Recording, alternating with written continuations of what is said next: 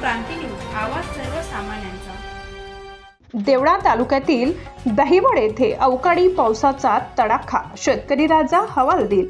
देवळा तालुक्यात दिनांक 19 मार्च रोजी हवामानाचा बदल घडून आल्याने अवकाळी पावसाचा जोरदार तडाखा शेतकरी बांधवांना सोसावा लागला। यातच आज देवळा तालुक्यातील पूर्व भागात दहिवड परिसरात वातावरणात अचानक बदल झाल्याने काढणीस आलेल्या कांदा, मका, गहू इत्यादी पिकांचे अवकाळी पावसामुळे मोठे नुकसान दिसून आले। सोसाट्याचा वारा आणि पावसाच्या जोरदार सरी यामुळे उभा असलेला मका, गहू, कांदे जमीनदोस्त झाले। शेतकरी बांधवांनी जगावे की मरावे असा प्रश्न भेडसावत आहे। कापणीस आलेले गव्हाचे पीक एका दिवसात होते की नव्हते झाले। ऐनवेळी वातावरणात होणाऱ्या बदलामुळे शेतकरी हवालदिल झाला असून शेतकरी बांधवांनी रंगविलेली स्वप्न हे आता स्वप्नच राहतील अशी चिंता मोठ्या प्रमाणात शेतकरी बांधवांवर दिसून येते।